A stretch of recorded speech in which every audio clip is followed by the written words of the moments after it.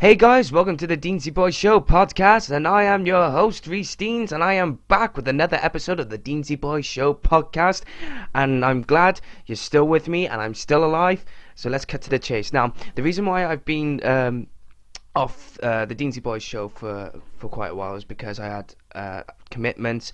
I had to keep my guns to staying committed to uni work, work in general. I had to go out and be sociable, to have a life, and so I've been to a couple of wrestling events just recently. I've just been to the Exposure Wrestling Entertainment. I've been to Attack Pro Wrestling. I've been to a couple of other meet and greets, and also I will be talking about in this podcast the upcoming events that I'll be attending. I have said this before in my last podcast, but I need to keep you guys updated because without you guys watching this, there wouldn't be a Deansy Boy Show, and without me telling you guys how I feel about stuff and what's my main topics, etc., etc. I wouldn't be bothering to do this show. To also tell you, I will be doing more episodes of the Barrytown United Football Club special series. I know that 3 weeks ago I did a special podcast with Ian Johnson, and I have to say thank you very much, Ian, for doing the podcast and taking your time just to tell us your stories about Barrytown, what happened, what was going on, what the club went through, etc., etc. So I will be trying to get more guests coming on the show, and hopefully you guys will enjoy it as much as I have enjoying the interview. Now, I've been to, like I said, I've been to some of the independent circuits, and so I went to just recently. I went to watch the Exposure Wrestling Entertainment at the Walkabout in Cardiff on the Valentine's Day, and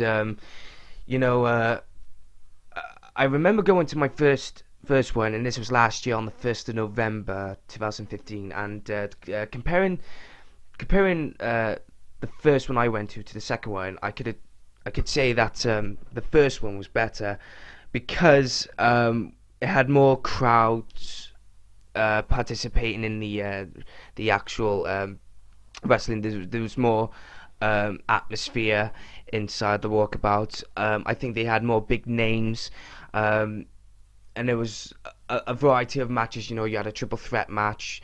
You had a hardcore match at the end. You had tag team matches. Then you had female competition in which Blue Pants surprisingly came out, and I wasn't even expecting that to happen because I didn't even realize until like an hour or so later that one of the people who was working for Exposure Wrestling Entertainment said that she was released from a contract at the WWE or NXT. So there was a variety of matches. So when me and my friends from Port Talbot went to go and watch Exposure Wrestling Entertainment on Valentine's Day, I could say that there was less fans there than there was in the first one. I think there was around about 30 or 40 people. The last one had about, I'd say, 100 people, 100 or even more, but that didn't stop the atmosphere from being massive, and being electrified, and getting the event going as possible. And so the matches were really good. I have to be honest, they're really good. I mean, the female competition, Nadia Sapphire. I mean, she took part in the Exposure Wrestling Entertainment again, and I must say she was a very good heel. She was a very good heel. She cut a very good promo, and once again she's undefeated at the Walkabout for Exposure Wrestling Entertainment 2-0, and I hope she still continues with that. But one of the big names that was there was Jack Jester from ICW, and he was the name that was trying to draw in the crowd, and he was the main eventer, and he was going to be up against Mike Bird, a familiar independent wrestler in South Wales, most known for participating in Attack Pro Wrestling. So he was going to be in a match with Mike Bird, and it was going to be a hardcore match. So Yeah, it was. It was okay in a way, but it was just like, um, it wasn't. I have to be honest. It wasn't as good as the first one, and especially because with the crowds they were trying to draw in, the attendance was not up to full standard, and I I have to admit it was good and it was good. We had a good time, but at the same time, it would have been fantastic if there was more people there. And I think if you had one or two matches more in the second half of the event, I would have given it 5 stars. Um, and as well, when me and my friends from Port Talbot came down, we were just we were having a good time. We had a blast. Nearly had a fight with one or two of the wrestlers, even though it is part of the act. So don't worry, guys. It is all staged and everything like that. But the way we felt it, the way they were coming up to us, they were threatening us with weapons. It was absolutely goosebumps everywhere. And I remember just picking up a chair and thinking to myself, oh, it's all part of the act. Let's let's go for it. Let's have fun. So they were threatening us with a Singapore cane and chairs, what have you. And so I just decided, okay, I'm just gonna pick up a chair and just do the same. I'm gonna do some threatening and thankfully I wasn't kicked out of the of the building. And but they stick around, they went up in our faces, but they sort of stood away and just watched the Jack Jester and Mike Bird hardcore match. Um, so if I was to go to Exposure Wrestling Entertainment again, I would consider the guys to actually give us more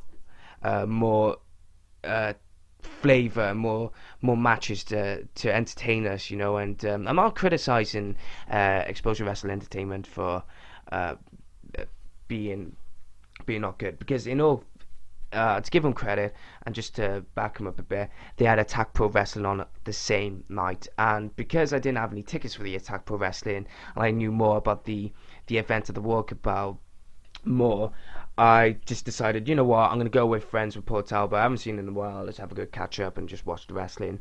And the one thing though that highlighted that evening was a wrestler called Panda Man, or Panda Cub, whatever his name was. I mean, it was just a wrestler with tights on, and he wore a panda mask, and I honestly thought that was the most brilliant thing to ever be created. And my friend Liam was just off his feet. Well, not when he was off. When I say he was off his feet, I mean he was mesmerized by this wrestler called Panda Man, and he was just awesome. And we were just all chanting, "Come on, Panda!" or like just doing some rip-offs of like David Attenborough's Planet Earth or something like that, just to keep the guy going, And he was, and of course he was a face. And he was in a triple threat match with two other opponents, and would you believe it, Panda Man won. But the way he won was that he got onto the second top rope, and he went to jump off. But before he jumped off, we all knew that he messed up, because he slipped on the second turnbuckle and just basically landed on the wrestler. And we all started laughing, but at the end of the day, he won. And I'm actually glad that Panda Man actually won that night, because he was the highlight. And funny enough, he's got a T-shirt out, or basically he released it, and it's all sold out. But it was in a style. It was called Panda Cub, and it's in the style of Bullet Club, or Balor Club style, and the way it looked, I thought it was awesome. Tried to order online, and all of a sudden I get a tweet off the man himself saying, "Oh, sorry mate, we haven't got any." And I'm just like, "Oh, damn." And he says, "Oh, but we got some more coming soon." I was like, "Oh, yay, that's cool. That's cool. I can't wait, and I'm gonna buy one. Fuck it, I'm just gonna buy one, and I'm gonna wear it every single day of my life." Not really, but well, I'll feel cool just wearing it. Yeah, so that was the highlights of the night. So yeah, so coming up, I'm going to the just to move on the subject from Exposure Wrestling Entertainment, but I can't wait for the next one. Guys, do another one soon at the World Cup. But I have been to Attack Pro Wrestling with a couple of friends who are hardcore, die-hard Attack Pro Wrestling fans. It was at the Cathays Community Centre, and honestly, I still had I still had a blast. But I nearly fell asleep in one of the matches of the night, only because, and here's a reason why. I don't normally, I wouldn't normally fall asleep at a venue unless it was boring. It wasn't boring. It was awesome. It was brilliant. But the thing was, is that the night before, I went to, before I was going to go to the Attack Pro Wrestling, I went out on a heavy binge drinking, and the next morning I had to go into work for 4 hours. It was only 4 hours, but it was the worst 4 hours of my life. I thought time had slowed down for me, and it was just absolutely awful. And then later on, I got picked up by my parents, and they dropped me down to the Cathays Community Centre, bless them, and they went back to Barry, and I was going to catch a train back on a Sunday, which didn't help at all. But anyway, I got into the building and started seeing the guys, and just had a blast, had a good time, and some of the matches were phenomenal. And now the event was in 1980s themed wrestling events, and I knew some of the 80s stuff, but majority of the fans, they were way older than me. I mean, some were in their mid-20s, 30s, or everything like that, but they were going absolutely nuts when we were finding out they were dressed as what was it, like Luke Skywalker, even though I think Luke Skywalker started off in the 1970s. And it was some guy like Mike Birdie. I think Mike Bird was dressed as one of the Ninja Turtles, and there was Eddie Dennis, there was Ryan Dunn, there was Mandrews, who was dressed as I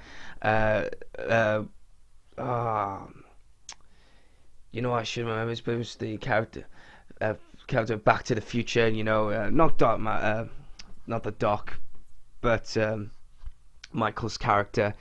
I should know Back to the Future. I'm a big fan. I love the film. Why can I not remember it?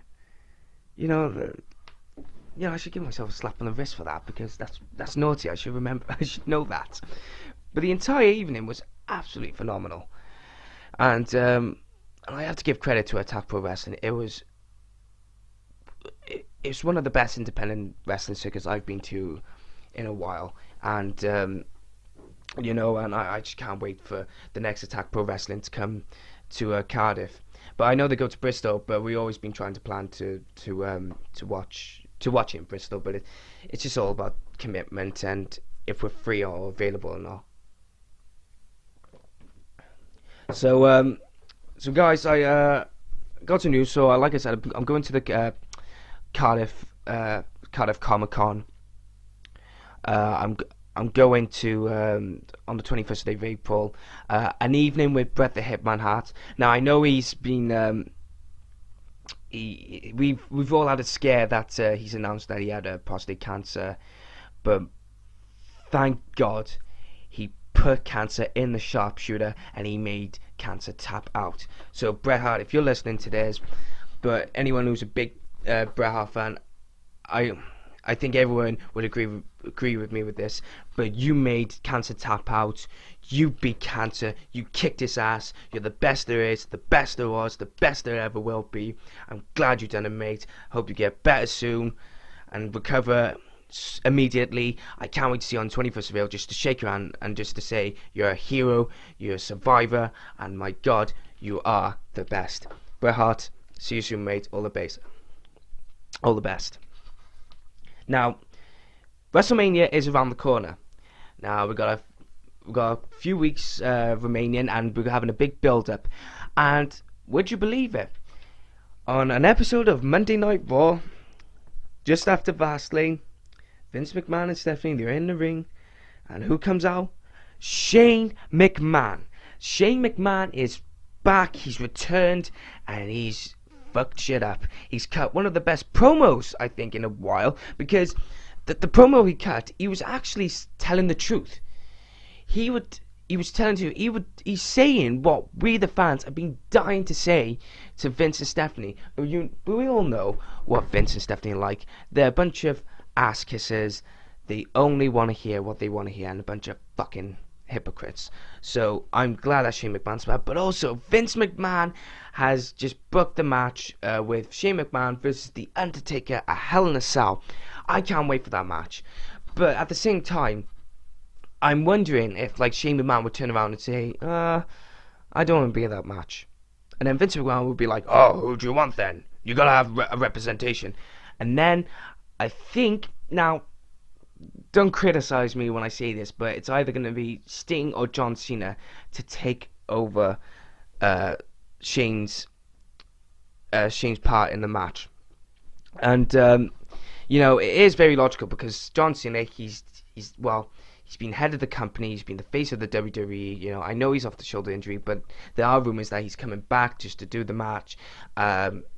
It'd suit him, and it'd be suitable as well. But also, it's like Shane McMahon. He's the way he cut the promo on Monday Night Raw. It sounded like as if that I want to control Raw. I want to give the fans what they want, and the fans want a Sting versus Undertaker match. I know the fans want a John Cena versus Undertaker. They want a Rock versus Undertaker. They want a Braun Strowman versus Undertaker. But I don't think anyone actually would want that, except for Vince, old man Royd. Yeah, but anyway, it does fit. It does fit the storyline, and because he's a McMahon, he'll do that, and it's more like he does what he wants, and he will do it. So hopefully it's going to be 3 options. It's going to be Sting versus Taker, Cena versus Taker, or Shane McMahon versus Taker in the Hell in a Cell match.